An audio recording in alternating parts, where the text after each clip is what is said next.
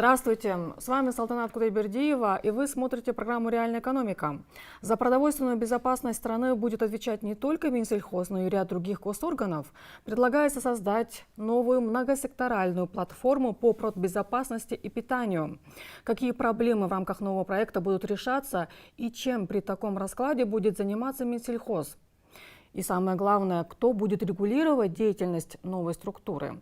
Искать ответы на эти и другие вопросы мы будем вместе с приглашенными экспертами. У нас сегодня в гостях заместитель министра сельского водного хозяйства и развития регионов Кыргызской республики Азамат Мукашев и независимый эксперт по управлению проектами Акимбек Бектаналиев. Добрый вечер. Добрый вечер. Минсельхоз предлагает создать многосекторальную платформу по продбезопасности и питанию. Данный проект уже размещен на сайте правительства для общественного обсуждения.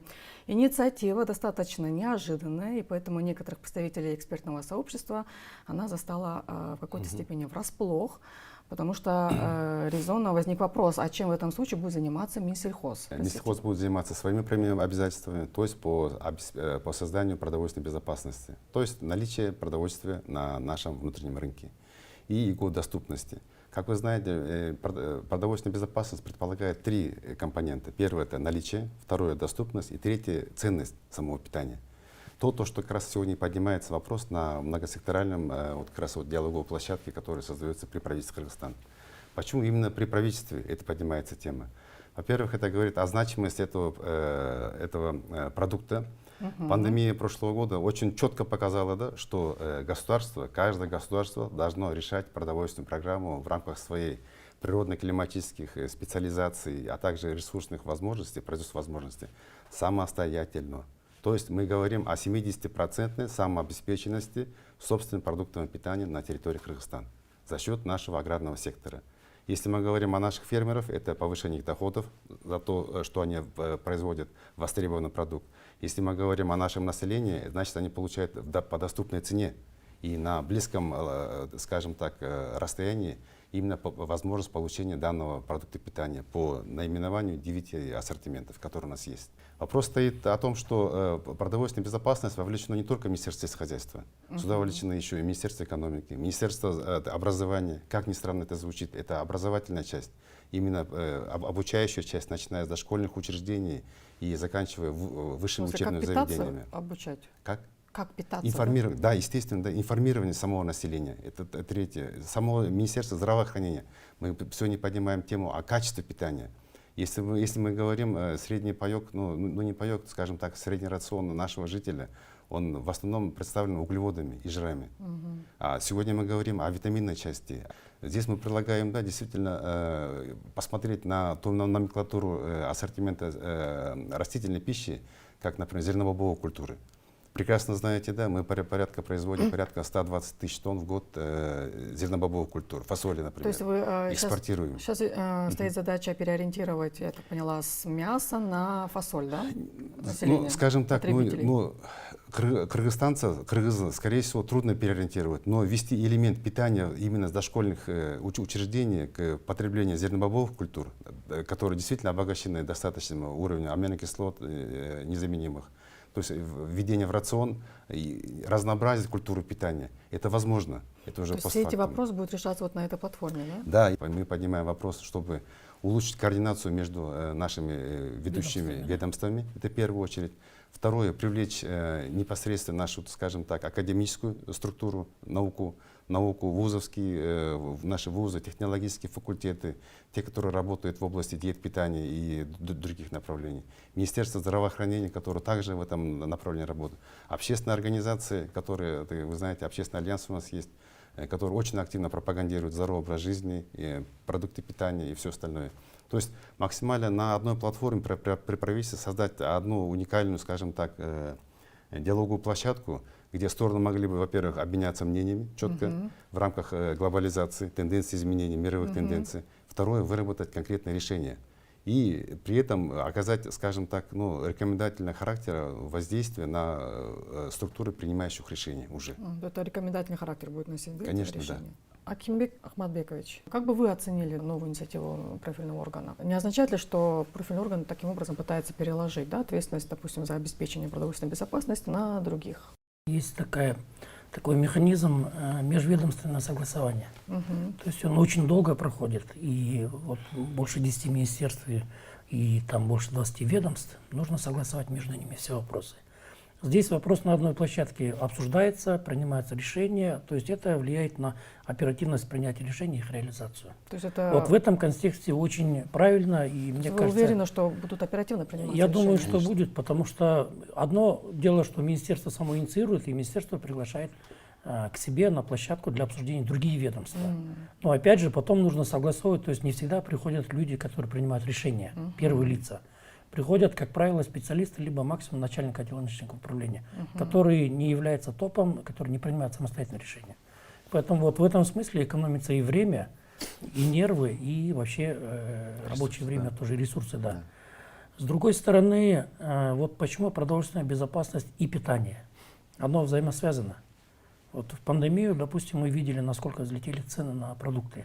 Ну и Вот сейчас, каждый раз выходило и чеснок, и там другие продукты. ну да, и сейчас то есть, цены не опускаются. да, но более-менее стабилизировалось. Но вот именно вот эта площадка, она позволит оперативно принимать решения и информировать в части правильного питания, может быть, функционального питания. То есть насколько ценный каждый продукт. Больше именно людей убеждать, информировать, что ценность ягод намного выше. Их надо больше Да, но потреблять. это хорошо, что надо убеждать, но наши Да. бизнесмены, вы думаете, нашим бизнесменам, агробизнесменам будет интересно реализовывать свою продукцию на внутреннем рынке? За счет каких ресурсов вы будете заполнять тогда внутренний рынок? Я пока за министерство говорить не могу. Из 100 объема произведенной продукции сельскохозяйственной 70 перерабатывается. И 30% только в зеленом виде, в свежем виде, да, она поступает в маркеты или там, другие там, розничные сети.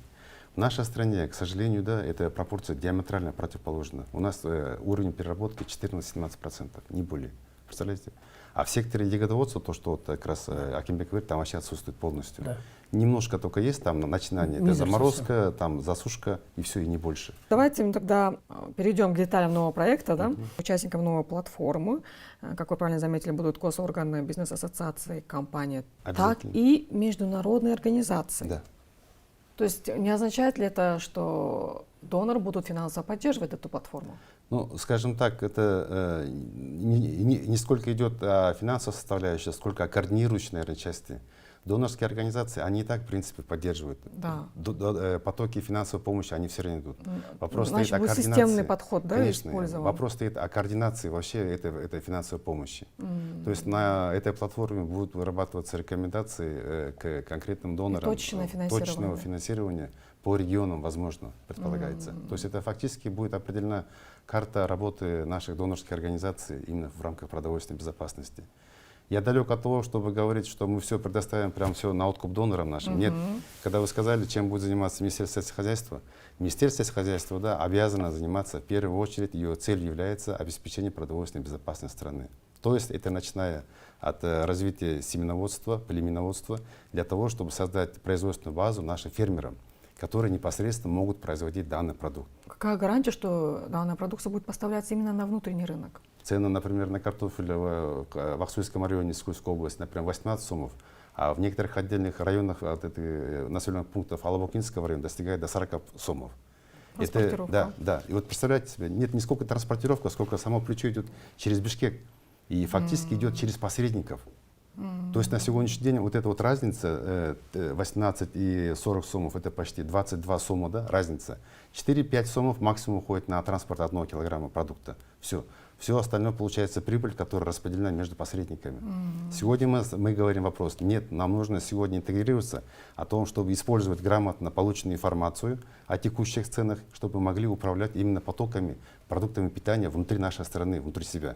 То есть, например, да, максимум цена картофеля в Алабокинском районе должна была составлять 5 сомов, плюс, может быть, максимум 5 сомов, 10 сомов. То есть максимум это должно было составлять 28 сомов, но не 40 сомов никак. И в этой части, да, местная власть, региональные органы местного управления должны очень активно вовлекаться в систему диагностики цен внутри, чтобы мы могли регулировать. И тогда, получается, когда мы говорим же что наши фермеры не имеют доступ к рынкам сбыта, потому что там заняты посредниками, кооперативы не могут. Мы тогда могли бы напрямую обмениваться информацией через Минсельхоз, а именно текущие котировки цен в других регионах, их наличие и дефицита, чтобы перераспределить, просто сказать, да, ассурским фермерам, кооперативы, например, райадминистрация Албукинского района дает им возможность, там, ангар, временной продажи для, например, вашей поставки картофеля. И все, в итоге в течение 2 дней это выскакивает оттуда из Аксуйского района фура, там несколько, там, скажем, 50 тонн, заезжает в Алабукинский район и фактически давит эти цены там на месте. И это, понимаете, в перспективе это было бы классно, именно вот наша вот межрегиональная интеграция на горизонтальном уровне, это создать. Это было бы хорошие связи торговые между экономическими. Мы же говорим, вот экономические связи нужны между районами. Фактически никакой связи между горизонтальным уровнем отсутствует между областями регионов. И если мы это сейчас наладим в рамках нашего агромаркетинга, мы могли бы очень хорошо получить, скажем так, действенный инструмент для оперативного реагирования доставки. При этом государство ни копейки не вкладывает, оно вкладывает деньги только в систему диагностики текущих цен по нашим регионам. Это нам дает возможность управлять теми ресурсами, которые у нас есть. То есть фермерам предложить цену, сказать, например, цена там такая-то, у вас есть возможность заработать на этом. Ну, естественно, не 40 сомов, но реально, например, 5 сомов сверху или там в пределах ваших, там, вашей маржи, плюс транспортный расход. И в итоге 18 сомов плюс, например, 5, ну плюс еще 10 сомов. Итого получается 28 сомов вы могли бы реализоваться у себя там в Албуке. Исходя из специализации регионов, в Албуке производится какой-то определенный продукт, который не произрастает или не производится в Искульской области, например. То есть в южных регионах это, например, растительное масло, рис, например, которое обратным потоком напрямую можно было бы доставить в Аксуйский же район. Там, где опять же цены через Бишкек уже накручены. Той же фурой. Да, той же фуры обратно, понимаете? То есть это получается очень взаимовыгодно было бы.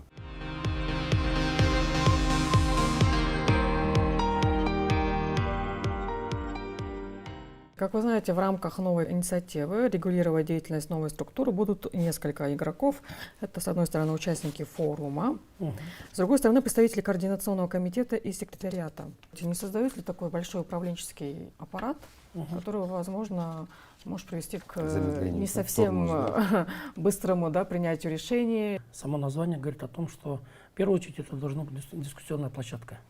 То есть это обмен информацией, обсуждение. Конечно, там каждое ведомство будет отстаивать свои интересы, свои полномочия, и нужно приходить к какому-то решению. Нет, вот форум, вы же понимаете, да, форум, это значит, я так поняла, что это все будет на местах, ну, вот, видимо, собираться люди, там на месте делиться своими идеями, мыслями, да, и это все будет собираться. Технологии позволяют обмениваться, допустим, электронной информацией.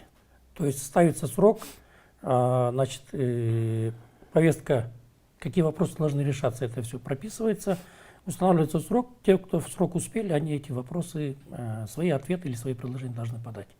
То есть не обязательно по каждому региону ездить и вот эти вопросы обсуждать. То есть не просто, может быть, будет форум, может быть, общая одна площадка будет, а потом будет один рабочий орган. Все эти предложения систематизировать, группировать, отрабатывать, в виде рекомендаций уже предлагать на принятие решения. Каждый по своему профилю собирает информацию. Самое главное вот это. Кто будет его аккумулировать? Так, ну, у нас есть при этом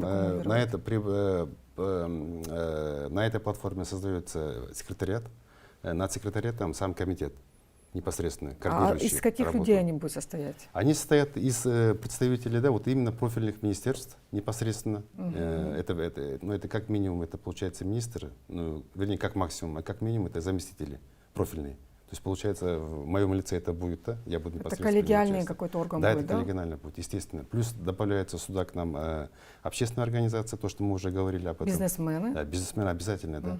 Международные, международная организация, да, и все остальное. Да. То есть секретариат фактически аккумулирует информацию, то, что сейчас Акимбек говорит, именно с регионов полностью, разрабатывает предложения, дается через координирующий орган, уже на саму платформу готовится определенная повестка дня заседания для рассмотрения. И уже на национальном уровне принимается решение уже. Рекомендательный характер, но они носят. Ну, вы знаете, сказать, что рекомендовательно, я вначале сказал, да, рекомендовательно, но если это на уровне правительства, это уже будет уже в поручительном формате будет уже все уже идти. То есть мы ведомство, подведомство, исполнению которое к исполнению, да, уже будет приниматься. Предложение Ну, какого характера? ну, Допустим, фермер захотел что-то поменять, изменить Нет, у но себя, или здесь, как это здесь будет? больше, знаете, поднимается тема все-таки, то, что я сказал, Министерство сельского хозяйства выполняет свою продовольственную цели по продовольственным задачам. Это восполнить, вернее, произвести в достаточном объеме объем конкретного ассортимента сельскохозяйственной продукции. Ну, вот Это первое. какого характера предложения вы будете принимать? Вот мне вот это интересно, с регионов. Вот как раз вот тема качества питания самого. Вот она здесь больше будет подниматься. Если мы будем говорить, например, вот о детских болезнях, которые страдают, и женщины, наверное, беременные, в частности, в регионах по анемии, да, какие меры можно принять именно на нашем региональном уровне? Темы задаете вы сами и отправляете, я так поняла, по этим группам, проводите некий опрос. Темы уже существуют. В Министерстве здравоохранения в рамках здорового образа жизни для разных групп, возрастных групп. Они уже существуют. Получается, как диалог-то. То есть мы когда, помните, вот еще поднималась тема вот, о культуре нашего национального питания вообще. То есть в нашей культуре национального питания существуют продукты, которые уникальные. Они решали вопросы анемии, они решали вопросы там, по другим, по витаминозу, по другим еще ну, там можно было перечислить, наверное, о которых многие забыты. Возможно, я так предполагаю, что на уровне регионов эта тема тоже поднималась бы. Фермеры, по идее, они обращаются все равно в региональные власти. Региональные власти уже формируют все эти предложения и предоставляют на более высокий уровень. Может быть, вот именно в платформу. Да? И платформа, она по всем регионам собирает эту информацию. Да, это все я поняла. Вот Да. мне интересно, какого характера будут предложения. То есть нужно же обозначить какие-то критерии, да? Ну, вот что я могу сказать? Что будет? Допустим, мы вот недавно ездили по республике. Какие проблемы у фермеров? Первое, очень высокие потери на каждом этапе. Вообще мировая статистика говорит о том, что до 40% урожая просто мы теряем. В общем, это гигантская цифра. Второе, это проблема с прослеживаемостью, вообще с определением посадочных материалов. То есть многие вообще не знают, что покупают. Саженцы те же, фруктовых, ягодных культур, вот Азамат Феликсович знает лучше меня. Это огромная проблема, потому что не просто люди теряют деньги, они еще портят свою землю, потому что они зараженные. Вот, объездили по республике, очень большие проблемы. Третье, технологии инновационные, именно по увеличению урожайности. Тоже они недоступны или получают от кого-то, неизвестно что, потом сажают. У нас был инцидент даже по Баткенской области несколько лет назад. Завезли непонятно что и землю испортили. И четвертое, конечно, технологии хранения. Вот фермер, те же яблоки. Многие сейчас не знают, как до весны, допустим, до апреля, до мая хранить. Не умеют. Вот если были бы технологии, но это все звенья одной цепи. Все начинается с сортов, да? Наилучшие сорта, может быть, безболезненные, безвирусные, сертифицированные. То есть начинать надо с этого. То есть, И вот эта платформа, мне кажется, вот сыграла бы решающую ключевую роль именно в налаживании вот этой цепочки. Чтобы фермер знал, уже осенью знал, что он будет сажать весной. Чтобы он знал, где он может это купить, у кого, по какой так цене. это же, может, Минсельхоз дайте всю эту информацию. Но там же идет уже, после того, как он собирает урожай, хранит и продает, куда ему продавать. Не обязательно все на рынок выносить. Может быть, какие-то образовательные учреждения могли бы сами закупать. То есть при университетах есть свои столовые. Они всегда нуждаются в продуктах. Они, конечно, тоннами, может, не будут закупать, но они могут закупать, допустим, раз в неделю или 2 раза в неделю. То есть какие-то, вот правильно было сказано, что прямые поставки наладить. Минуя вот эти рынки, потому что там очень много посредников, за счет этого увеличивается цена. То же самое касается значит, скотных рынков. Тоже тебе не позволяют заезжать. Ты за несколько там, сотен метров твой грузовик останавливает, говорит, я все покупаю, и заводит на базар. Ты не доезжаешь, фермер не заезжает уже на сам рынок. Вот в чем проблема. Вопрос стоит сегодня, что государство в лице Минсельхоза может сделать. И мы тогда говорим сегодня, что это будет теперь кластерное развитие ЦДС на кластерной основе. У нас в Минсельхозе создается управление развития агропродовольственной цепочки добавленной стоимости на кластерной основе. в рамках которых как раз вот одна из задач стоит, да, как обеспечение семенными производственными материалами, так и создание продовольственной безопасности. То есть создать условия для того, чтобы наши аграрии могли произвести все то, что нам сегодня нужно. Напоследок я хотела бы еще один момент затронуть. Аналитическая компания The Economist Intelligence Unit ежегодно опубликовывает глобальный индекс продовольственной безопасности. Кыргызстан никогда не был представлен в этом индексе. Салтанат, мне, честно говоря, трудно объяснить, да, почему Кыргызстан до сих пор у нас не был. Я об этом индексе слышал, но я не знал, Это уже что... 9-й отчет это они уже отчет. публикуют, 9-й. Для меня это просто новость, то, что мы, оказывается, там не представлены. Я думал, что мы там есть, но я не думал, что это настолько так серьезно, и что мы там, нас там нет уже. Для меня это просто сегодня сенсация, да? Я серьезно говорю. Чтобы четко понимать, как оценивает уровень продбезопасности, достаточно быть представленным именно в этом индексе, да, Акимбек Ахматбекович? Ну, это, с одной стороны, говорит о рейтинге. Потому что индекс, он же выявляет такие Да, серьезные да, проблемы. Да. И С другой у стороны, всех это на как виду. инструмент и как объективная оценка для дальнейших действий, потому что она обозначает проблему. Там есть несколько показателей, по которым оценивается. То есть это не просто один индекс, а Да. несколько показателей. И по этим показателям можно уже... Есть проблема, нужно искать решение. Если мы находим решение, потом можно прорабатывать механизмы и как делать так, чтобы улучшить свою позицию именно в этом рейтинге. То есть это тоже очень важно, конечно. И если мы отсутствуем в этом индексе, да, это говорит о том, что в Кыргызстане, в кавычках, нет проблем. Проблем у нас А очень может быть, много. наоборот, это говорит о том, что мы полностью зависим от импорта. Не исключено, не исключено. Ну, Не наверное, исключено. этот вопрос надо проработать. Мы этот вопрос проработаем в ближайшем будущем буквально. Просто для меня это просто такая не очень хорошая новость, с которой мы будем разбираться. Давайте тогда будем подводить итоги нашего обсуждения. К чему мы пришли, да, по итогам нашего обсуждения. Многосекторальная платформа, она заработает в полную силу, без осечки. При каком раскладе? При раскладе то, что мы уже говорили, уже проект постановления уже готов. В принципе, вы знаете то, что на сайте правительства это уже для общественного обсуждения тоже висит уже в открытом доступе. Проект постановления уже готово. После завершения общественного обсуждения это будет подписано уже премьер-министром Кыргызской Республики, и она начнет свою работу уже. Участники самой платформы будут уже проинформированы, оповещены. Какому, да? Тема первого заседания будет определена конкретно уже секретариатом. И, ну, я думаю, это где-то, наверное, в порядке, если месячные сроки смотреть, это где-то уже конец мая, июнь, наверное, будет уже, наверное. Как вы думаете, можно ли говорить о обеспечении продовольственной безопасности, когда мы зависим от импорта? Полностью о самообеспечении рано говорить. Но здесь нужно именно фокусировать внимание на двух вещах. О производстве импортозамещающей продукции, в первую очередь, и производстве и налаживании логистики экспортоориентированной продукции. Потому что экспорт продукции приносит валюту, на которую закупается уже то, что у нас не производится. То есть вот двухсторонне нужно импортозамещение и экспортоориентированное производство. А мы сейчас обеспечиваем на сколько процентов? Ну, в рамках, ну, по отдельным продуктам 100%, но в основном это получается на уровне 30% у нас. Вот так. То есть то, что вы То есть говорите, мы себя зависим обеспечиваем от на импорта. 30% всего лишь, да? Ну, не по всем, по некоторым культурам. Ну, если Это в как общем брать. растительные, да, По да. трем Если в общем продуктам, брать, по-моему, это полностью 30, обеспечиваем. это По остальным 30%. 6 где-то в районе 30. У нас 9 продуктов, 9, да, да. в продовольственной По корзине? трем обеспечиваем. По 3 только обеспечиваем. Да. По 6 нет. Это получается большинство. Ну, там импортозависимые мы, действительно, на сегодняшний день. А, Хотя, в принципе, то, что Акимбек говорит, это правильно, мы можем сделать импортозамещение. Природные климатические условия для нас это позволяют полностью это сделать. Абсолютно.